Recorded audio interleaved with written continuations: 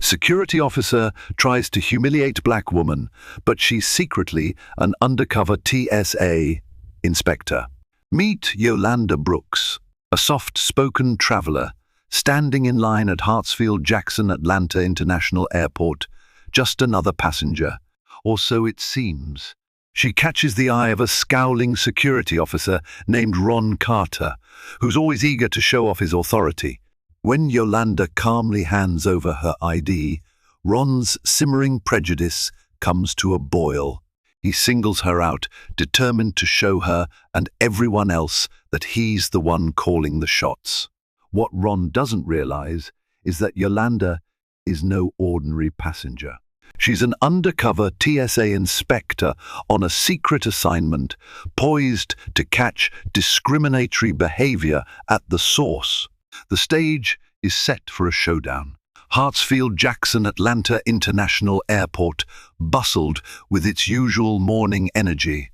Suitcases rumbled across tiled floors. Families clustered anxiously around the check-in counters, scanning the ever-changing departure screens. The aroma of coffee and fresh pastries wafted from the food court, but the air near the security lines carried a different scent altogether: nerves. Ron Carter arrived at his post exactly 15 minutes early, as he had done every day for the past 5 years. He prided himself on being a man who never missed a day's work and never arrived late. As a private security officer contracted to assist TSA employees in managing crowd control, Ron had certain protocols he was supposed to follow. But over the years, he had morphed these into his personal brand of authority. For him, the job was less about safety and more about power. Standing well over 6 feet tall, Ron used his height to loom over travelers. He had a strict, no-nonsense glare that could freeze a person mid-sentence. An imposing figure dressed in a crisp white shirt, dark slacks, and an oversized silver badge, Ron relished each moment he spent telling passengers what to do. If someone took too long to remove a belt or a jacket, he let out an exaggerated sigh, ensuring they felt every ounce of his impatience. If an elderly couple struggled to understand instructions, he tapped his foot with a look of exaggerated pity. It was little acts of intimidation that fueled Ron's ego day after day. This morning, the lines snaked around the checkpoint, thick with weary travelers. Spring break was in full swing, and families with noisy kids and piles of luggage had flooded the airport. Ron stepped up to his assigned position, the roped-off area where IDs were checked against boarding passes. Next to him stood 2 actual TSA agents, carefully scanning each passenger's documents and sending them through. But Ron had a habit of interjecting, pointing out suspicious behaviors that often proved to be nothing more than an overstuffed backpack or a pair of sandals that beeped in the metal detector. As he watched the lines inch forward, Ron felt his usual surge of self-importance. He loved this moment before the rush, the moment when he decided who got singled out for additional screening and who breezed through. It was a heady power, and he wore it like a second skin. A tall man in a business suit approached, and Ron let him pass with a bored wave. Next came a young mother with a stroller. He made her wait, claiming he had to inspect the stroller more closely. She stood aside, fumbling with the baby's blanket, her face flush with embarrassment and anger. Ron pretended he was doing his job, but in truth, he gained a peculiar satisfaction from making people wait. And if they happened to be people he felt were beneath him for whatever reason, so much the better. In the middle of the line stood Yolanda Brooks, a poised black woman in her early 30s. She dressed simply comfortable jeans, a neat button-down blouse, and sneakers. Her hair was styled in neat braids that fell just below her shoulders, and she pulled behind her a small carry-on bag. Yolanda glanced at her watch, noting that she still had ample time before her flight. She looked around, observing the security area with a keen eye. She was here on an official mission. As an undercover TSA inspector, Yolanda had been assigned to investigate ongoing complaints about passenger harassment and discriminatory practices at major airports around the country. Hartsfield-Jackson, one of the busiest airports on the planet, was a prime location for such an investigation. The complaints that had filtered through official channels mentioned a tall security officer who seemed to target passengers, particularly those of certain races or travelers who appeared to speak limited English. Yolanda had read the file thoroughly. It all pointed to Ron Carter. Ron, of course, knew none of this. As soon as he spotted Yolanda, something about her, maybe her calm demeanor, maybe the color of her skin, made him decide she was the next person he would hassle. She was too composed, in his opinion, as though she didn't fear him at all. He wanted to chip away at that calm exterior, see how quickly he could make her flustered. Yolanda stepped up when it was her turn. She offered a polite smile, handed her ID and boarding pass to the TSA agent, and then glanced at Ron out of the corner of her eye. The TSA agent checked her documents without fuss. Then, right as the agent was about to wave her through, Ron cleared his throat. "Halt," he said, his baritone voice cutting through the chatter. "Step aside for additional screening." The TSA agent looked puzzled. There was nothing suspicious about Yolanda's ID or her tickets. But Ron gave a curt nod, and the agent's confusion turned into resignation. Ron was known to be persistent, and it was often easier just to step aside and let him do his job. Yolanda arched an eyebrow. She was fully prepared for this indeed. She'd anticipated it. "Is there a reason you're pulling me aside, sir?" she asked, her tone polite but with an undercurrent of steel. Ron smirked. "Just a routine check," he said, motioning for a female agent to come forward. "Nothing to worry about, ma'am." Yolanda's heart pounded, not with fear, but with a rush of adrenaline. This was her mission in motion. She had to record, observe, and document any improper behavior. She had a small recording device, discreetly hidden in her carry-on. As the female agent patted her down, Yolanda stayed quiet, enduring the prolonged search that Ron insisted upon. Others in line watched with sympathetic eyes, noticing that Yolanda seemed to be singled out for no apparent reason. This was not an unfamiliar sight. Sometimes random checks happened, but there was something about the way Ron hovered over the procedure, a sneer twisting his lips, that made onlookers uncomfortable. When the search ended, Yolanda thanked the agent, picked up her bag, and continued through the checkpoint. Ron, however, was not done with her. He motioned her over to the side again. "Let's have a look inside that carry-on too," he said, crossing his arms over his chest. Yolanda suppressed a sigh. She placed her carry-on bag on a table, unzipped it, and let Ron rummage through her belongings. Her neatly folded clothes, her toiletries in a clear plastic bag, a paperback novel, and a laptop. Ron took his time, prodding each item as though it might contain contraband. When he finished, Yolanda asked quietly, "Is everything in order, officer?" Ron's eyes flickered. He wasn't a formal TSA agent, and she clearly recognized that, but addressing him as officer fueled his ego. He nodded with mock seriousness. "Yes, for now," he said. "Move along." Yolanda walked away, noticing that her heart pounded not from fear or nervousness, but from anger. She channeled her emotion into focus. She was here to see exactly this sort of behavior. Her job was to gather enough evidence to ensure real accountability. This was only the beginning. Beyond the security checkpoint, Yolanda found a quiet corner near a row of gates undergoing renovation. Construction walls blocked the view, giving her the privacy she needed to collect her thoughts and make her quick notes. She used a secure app on her phone to log the incident, the time, the specific checkpoint, a detailed physical description of Ron and the nature of his behavior.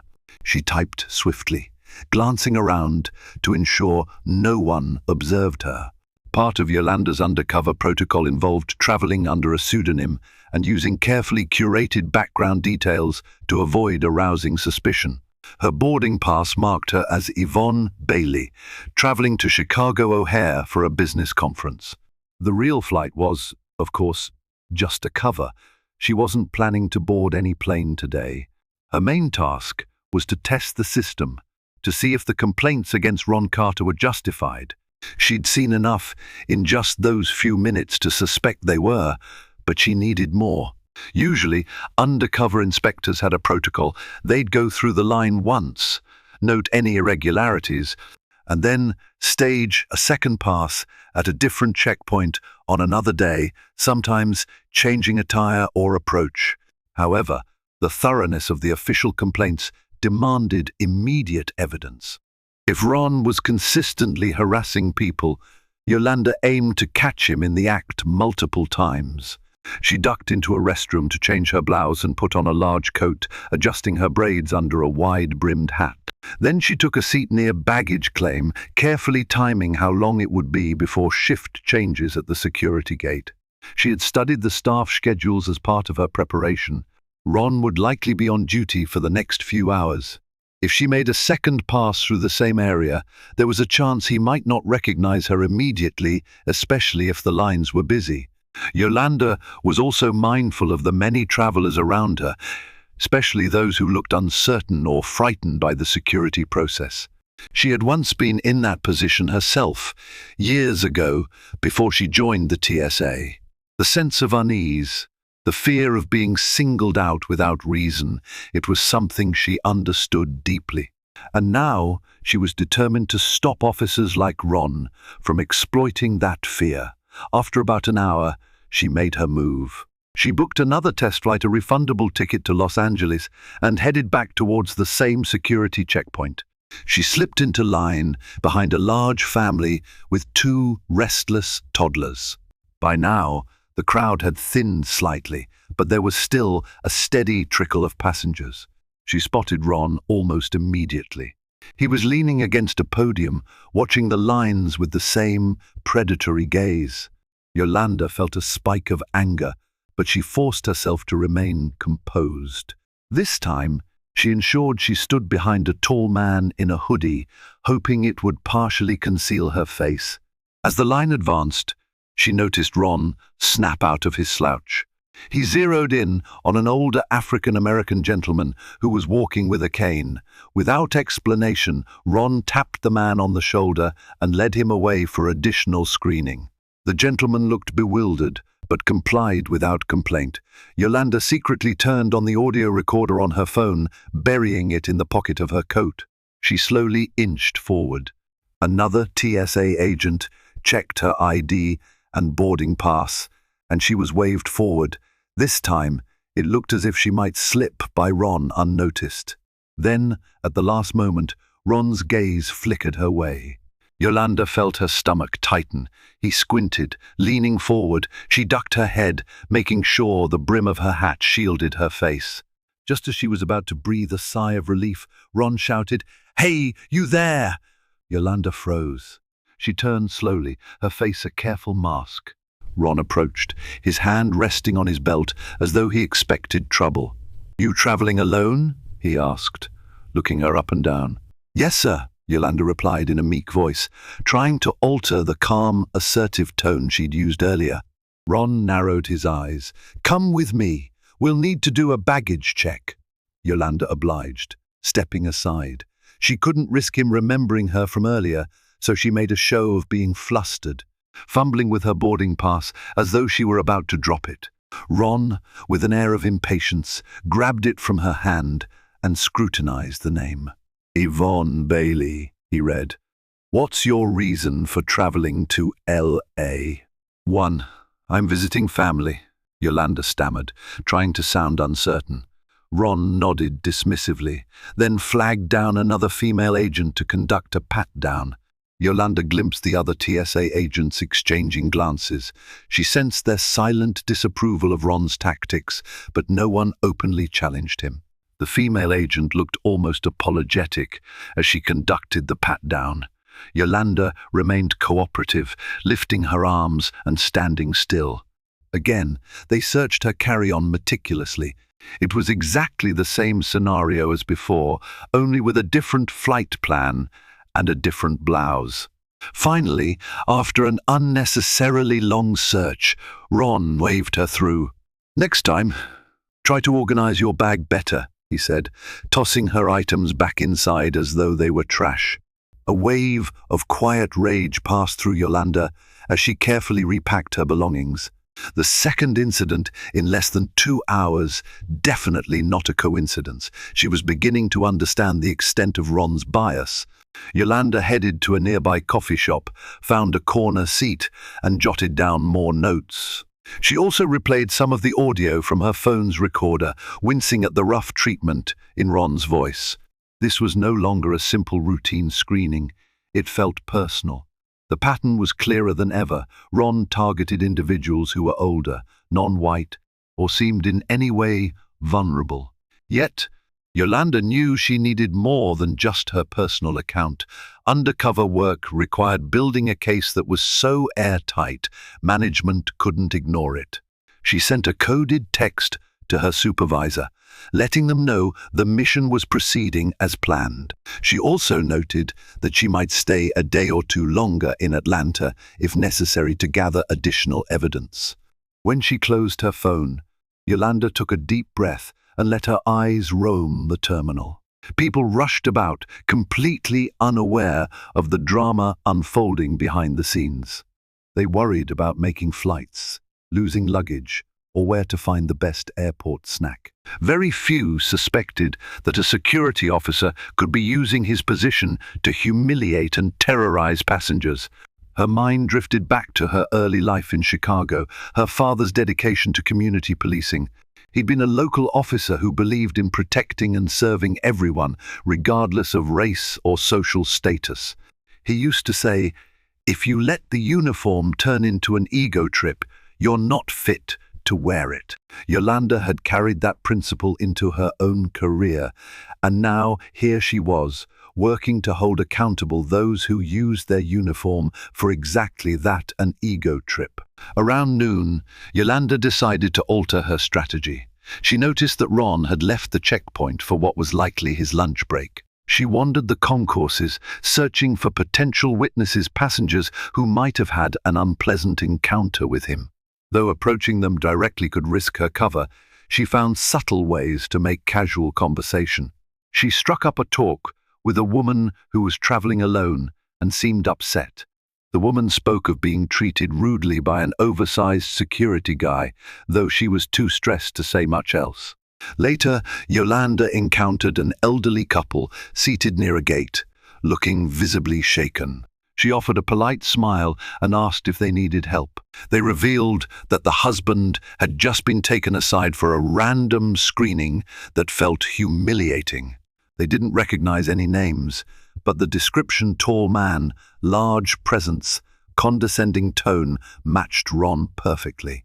Each story became another puzzle piece in Yolanda's growing case file. She took mental notes, carefully storing every detail. The scale of the problem was apparent. Ron wasn't just rude, he was systematically humiliating people. And she would make sure the TSA had the evidence they needed to address it. The next morning, Yolanda arrived early. She wore a different outfit, sporting a large scarf that partially covered her face. She carried a rolling duffel bag this time, blending in with the crowd returning or heading off after the busy travel weekend. She knew Ron's shift typically started around 7 a.m. She positioned herself at a coffee kiosk near the security checkpoint, sipping a latte slowly and waiting to catch sight of him. Sure enough, Ron strutted in at precisely 6:45 am. He took his position, scanned the lines, and cracked his knuckles in anticipation. Yolanda's stomach churned at the sight. Today, she intended not just to observe, but also to push for a more egregious act that she could document thoroughly. A single humiliating encounter might be written off as a misunderstanding, but a pattern of harassment consistent, targeted, and well documented was irrefutable. She watched from her vantage point, seeing how Ron singled out a middle-aged Asian woman. He questioned her accent, demanded she remove her shoes and jacket, then claimed he needed to inspect her carry-on for questionable items. The woman looked near tears as she was forced to stand to the side. Yolanda recorded as much as she could on her phone, capturing Ron's gestures, though she couldn't catch audio from this distance. Next, a young black teenager who was traveling alone stepped up. Ron glared at the boy's ID, asking him a barrage of personal questions: where he went to school, why he was traveling, who paid for his ticket. The kid answered timidly, shrinking under Ron's authoritarian glare. Although the TSA agent next to Ron gave him a disapproving glance, she said nothing. After a few minutes of hostility, Ron barked, "Go on! Stop wasting our time!" Yolanda's jaw tightened. How many times had Ron done this in the past year alone? The number of complaints lodged against him might be a fraction of the times he'd actually harassed someone. Many passengers likely never bothered to file a formal grievance, thinking it would go nowhere. That was precisely why undercover inspectors like Yolanda existed, to expose wrongdoing that slipped through the cracks. By 7:30 am, Yolanda decided to act. She picked up her duffel bag and joined a security line feeding into Ron's station. She planned to present a scenario that would irritate him.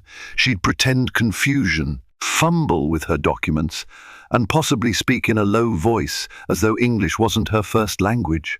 In short, she'd become his ideal target. Sure enough, as soon as Yolanda reached the front, Ron noticed her. Though she was partially disguised, he seemed suspicious. "ID and boarding pass," he demanded, his tone thick with exasperation. Yolanda handed over a carefully crafted fake ID, one that her TSA division had authorized for undercover use, and a boarding pass for a flight to Dallas-Fort Worth. Ron stared at the ID, then at her, then back at the ID. He cocked his head to one side. "Where's your final destination?" he asked, tapping his foot. Dallas," Yolanda mumbled, lowering her gaze. Ron raised an eyebrow. "Business or pleasure?" she shrugged. "Meeting friends," she whispered.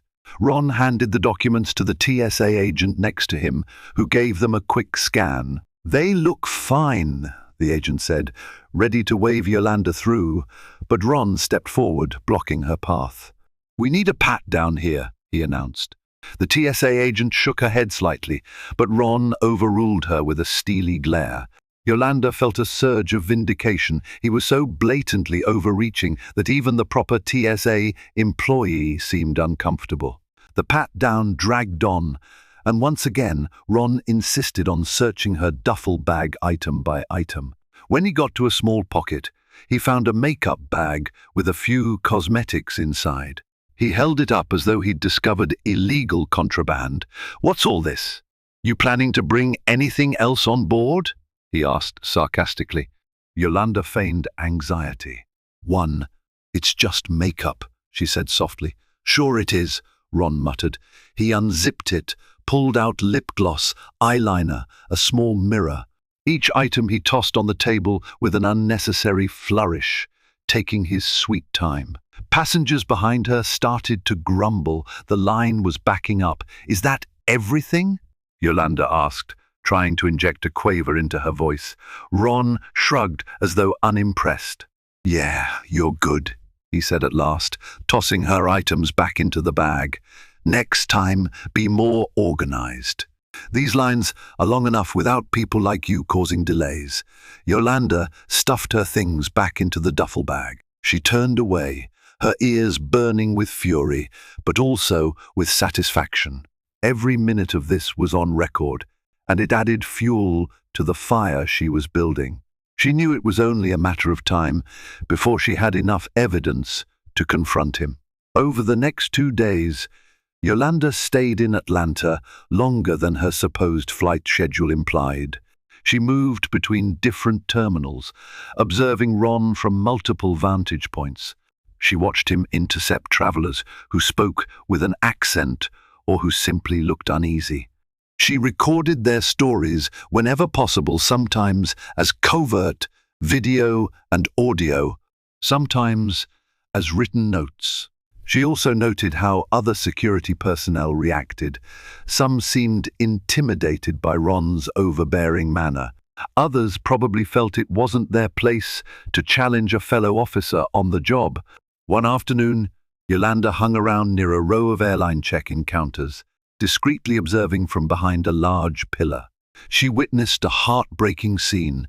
A Spanish-speaking family with limited English approached Ron, confusion evident on their faces.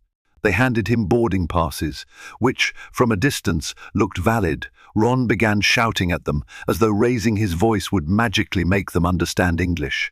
The mother clutched the father's arm, fear in her eyes. Their young daughter looked on the verge of tears. Only when a bilingual bystander intervened did the situation calm down. But the humiliation was done. Yolanda was outraged. She took detailed notes and quickly approached the bilingual passenger afterward, praising him for stepping in. He nodded and explained that Ron was practically yelling, "Your documents are questionable," even though they had legitimate travel papers. The bystander added, "That guy was definitely looking to pick a fight." Yolanda thanked him, keeping her cover story vague. She claimed she was a journalist writing about travel experiences. Though not entirely true, it kept suspicion at bay. That evening, Yolanda returned to her hotel room. She laid out all her gathered evidence, recorded audio files, video clips, personal testimonies, and notes. The sheer volume of it shocked even her. In just a few days, she had enough to paint a damning portrait of Ron Carter's abuse of authority. The next step was to deliver her findings to TSA management, but she wanted to make sure they had an undeniable case, one that would force them to take corrective action. As she arranged her materials, she thought about her father again. His sense of justice and fairness was her guiding star in moments like this. She remembered him telling her stories about bad apples in law enforcement, how their unchecked arrogance tainted the entire force's reputation.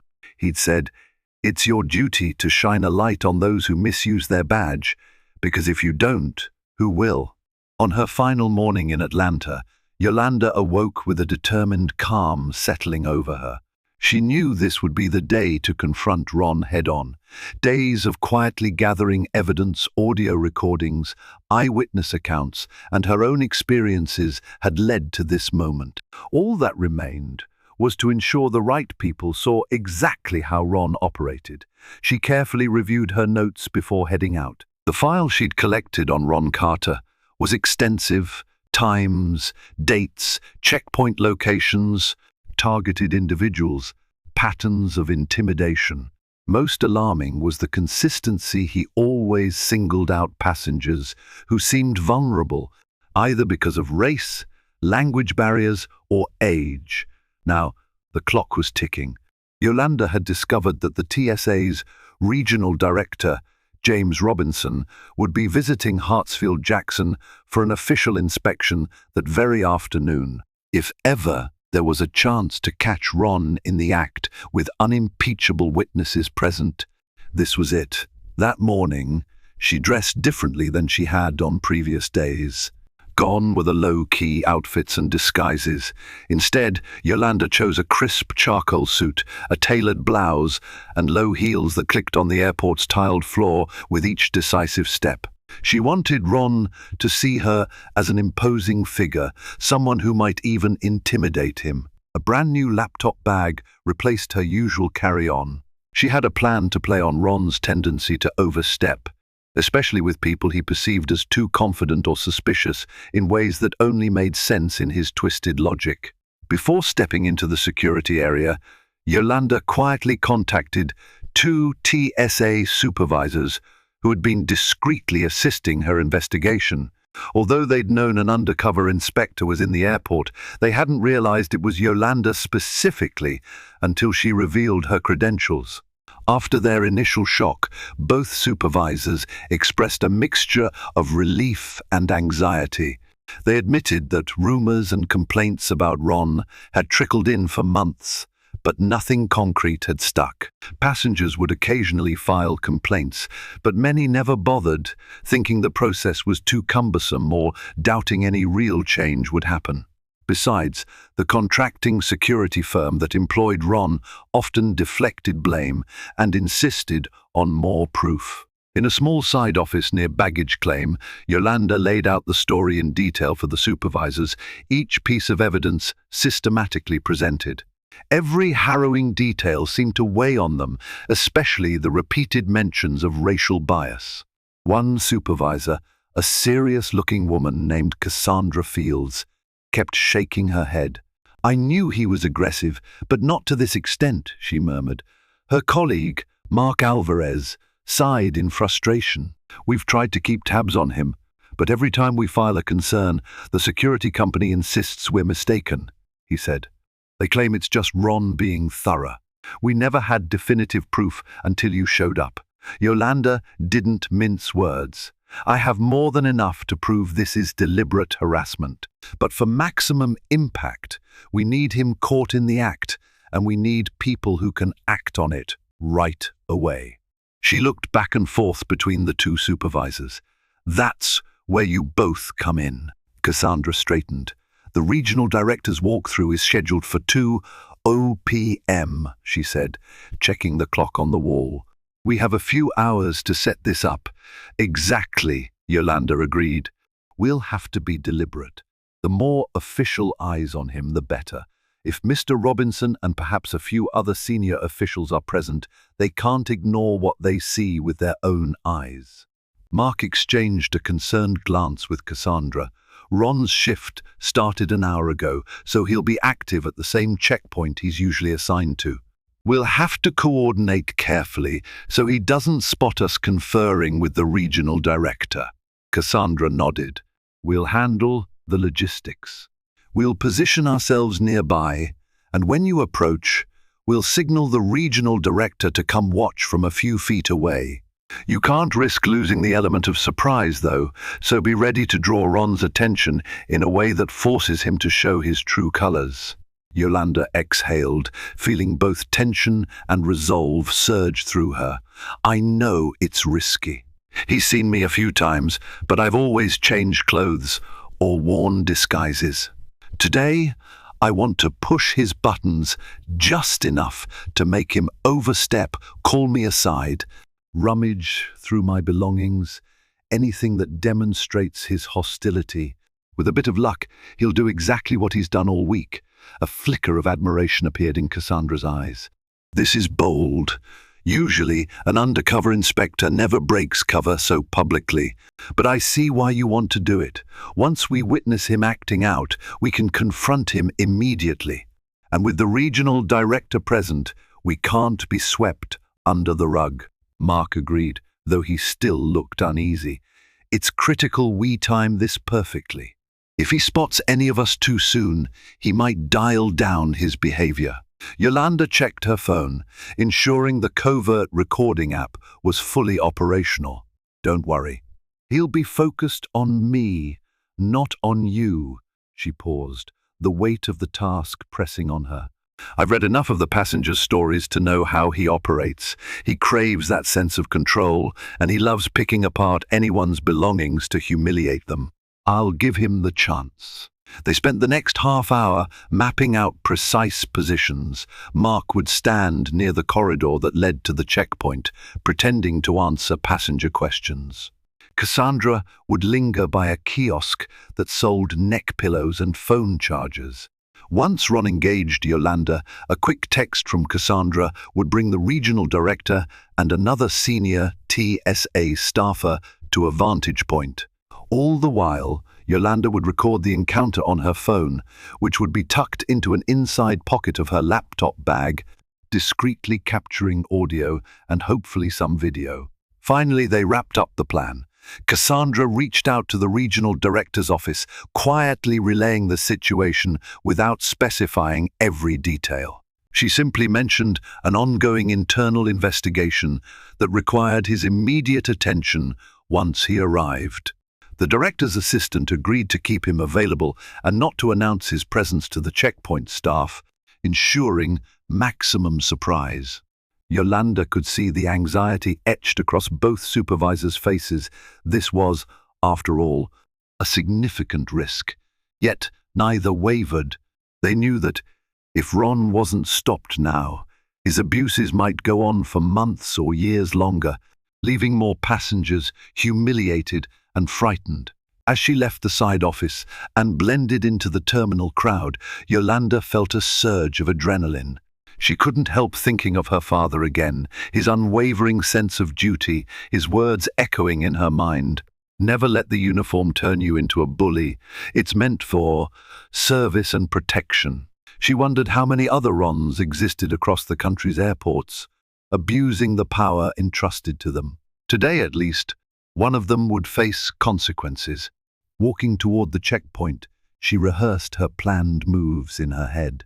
She would approach confidently, show her ID and boarding pass to the official TSA agent, and then accidentally drop her laptop bag, creating a small, chaotic moment that would almost certainly attract Ron's attention.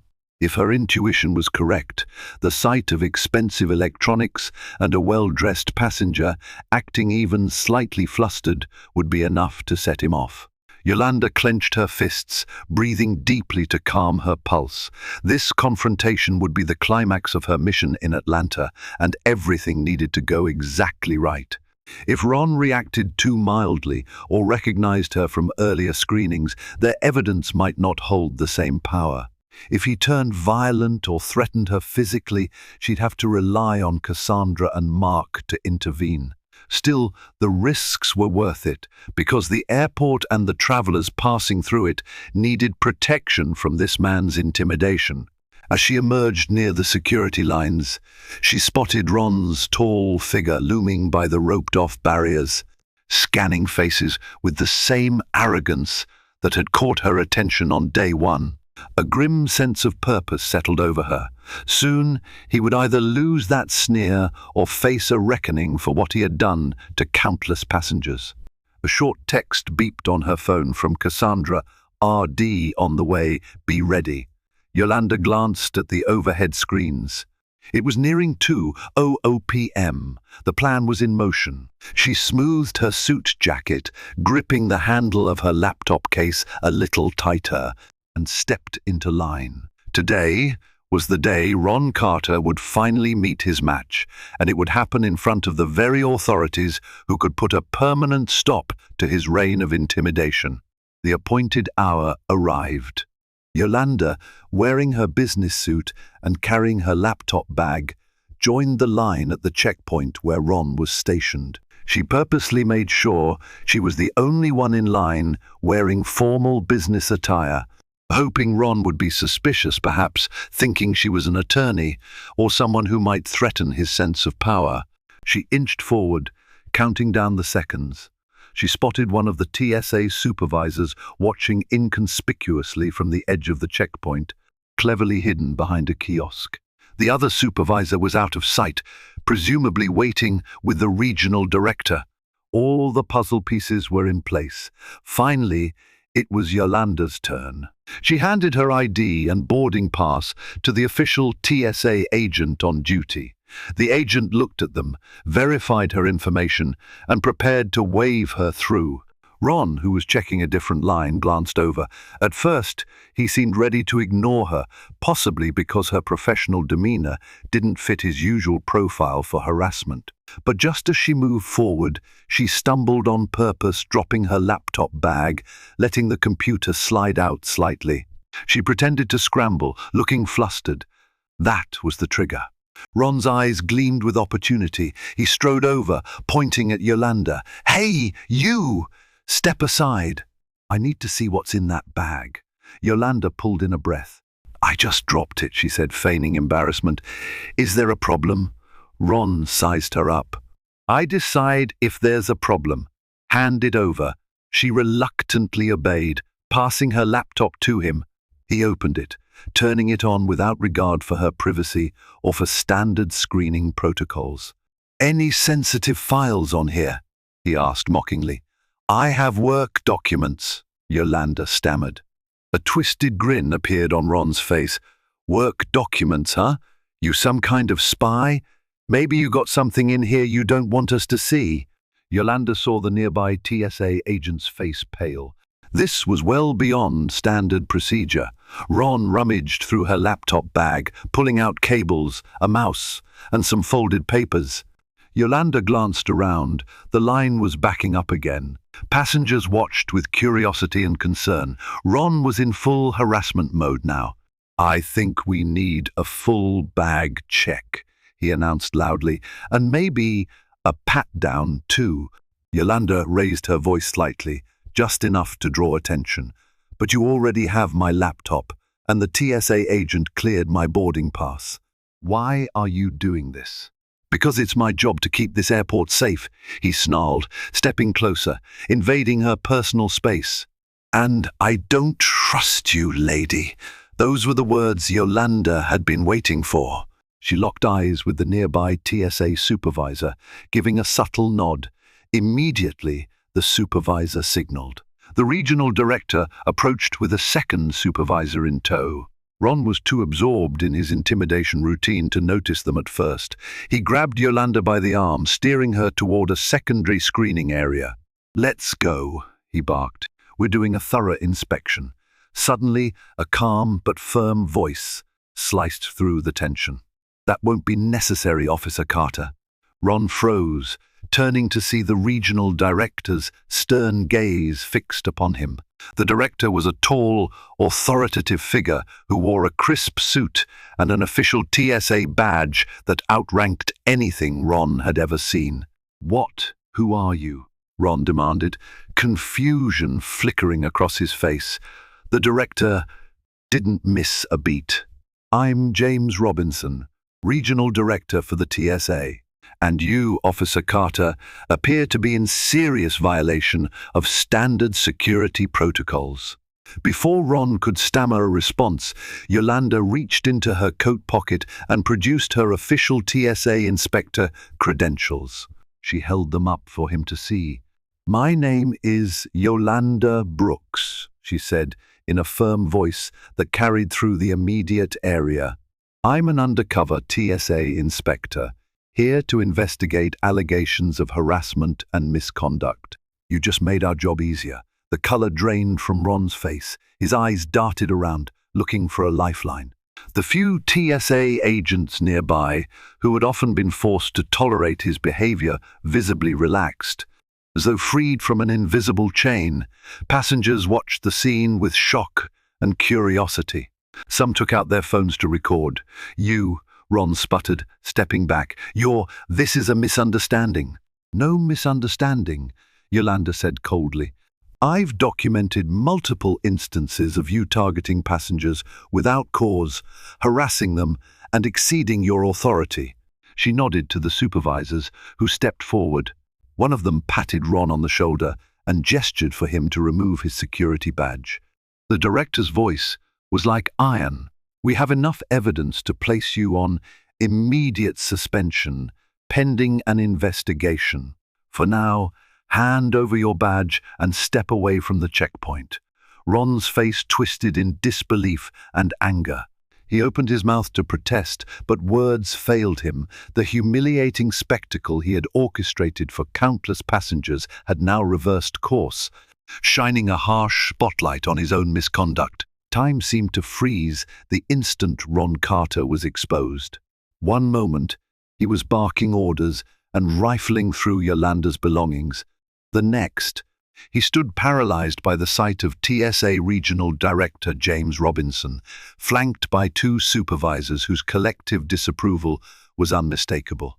Gasps and whispers rippled through the line of travelers as phone cameras rose into the air, capturing the startling reversal of fortunes.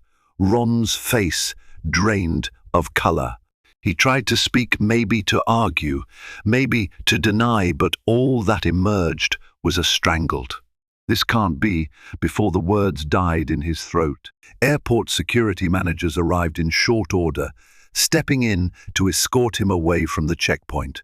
Yolanda watched with quiet satisfaction, credentials still clutched in her hand, as the very man who had humiliated so many was now publicly under scrutiny. The crowd of passengers parted reluctantly, many wanting to see how this drama would conclude. A few travelers approached Yolanda with tentative questions. Was this real? Had they really just seen an undercover operation? Yolanda offered brief, reassuring replies, careful not to divulge any details that might compromise her continued responsibilities or the TSA's internal processes. "The matter is in good hands now," she said gently, offering a comforting smile. "Thank you for your patience." With the immediate crisis contained, Cassandra and Mark stepped forward, taking Yolanda aside. They led her through a side corridor, away from the glare of phones and wide-eyed spectators. Relief and lingering adrenaline made every breath feel sharper, yet the day's work wasn't finished. In a nearby conference room, the regional director was waiting. Yolanda entered the room to see James Robinson pacing back and forth, a deep crease etched into his brow. Despite his calm demeanor at the checkpoint, he now appeared visibly disturbed, equal parts angered and embarrassed that such misconduct had continued on his watch. Once Yolanda, Cassandra, and Mark were seated, the director let out a long breath.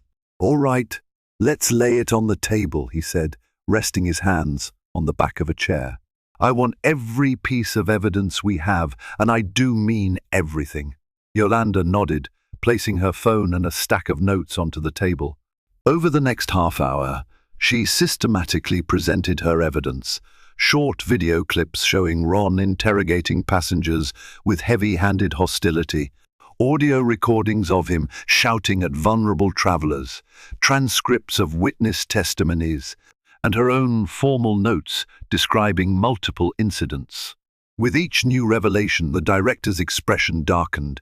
Cassandra and Mark chimed in occasionally, corroborating the mounting accusations. They recounted previous complaints they'd received, but could never substantiate. Each time they explained, the contracting security firm had deflected blame or insisted there was no clear proof. As the pieces fell into place, Director Robinson shook his head. "I've had complaints about Officer Carter before," he admitted quietly. "I had my suspicions, but I never had anything this conclusive. Passengers would complain verbally or leave vague statements on comment cards. Without direct evidence, the security firm brushed them off, claiming we were exaggerating. But now," he trailed off, clearly disgusted. Cassandra exchanged a glance with Mark. "We regret not being able to push harder, sir," she said softly. "We tried to monitor him, but he always backed down or passed blame onto passengers. If not for Miss Brooks's undercover work, we might have never exposed him so thoroughly." The director grimaced. "He's not just unprofessional, he's actively endangering our mission. The TSA was established to protect and serve every single traveler, yet Ron Carter was wielding his position to intimidate and discriminate." He ran a hand over his chin, shaking his head in frustration. "It's a betrayal of our core values." Yolanda cleared her throat, trying to hold back her own wave of anger. "His actions go beyond ignorance or poor training. It's targeted harassment, especially against minorities, non-English speakers, or anyone who appears easily intimidated." At times, he seemed to relish the fear he caused. Mark flipped open a binder, pointing to a page filled with highlights of Yolanda's recordings. Passengers described him as someone who thrives on power.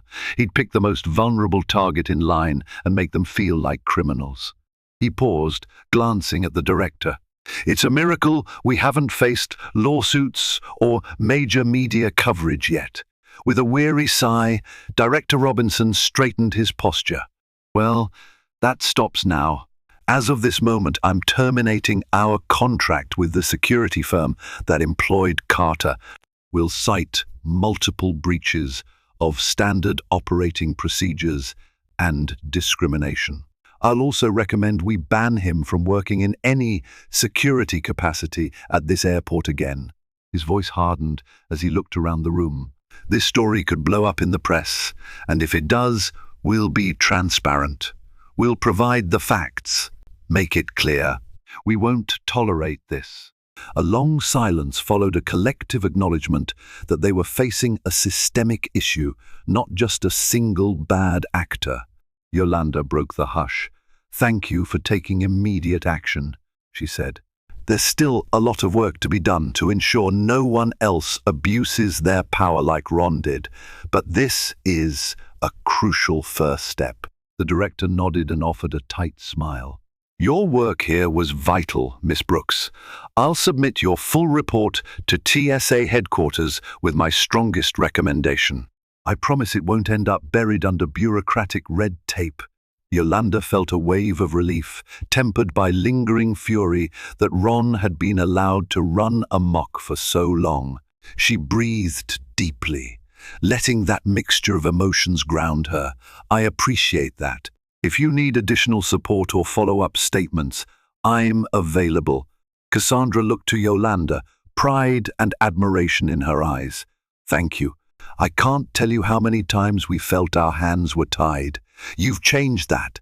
When the meeting concluded, the room fell silent for a moment, as though everyone needed a second to absorb the gravity of what had happened. They all understood that while Ron Carter was now removed, other officers might be out there, abusing the trust placed in them.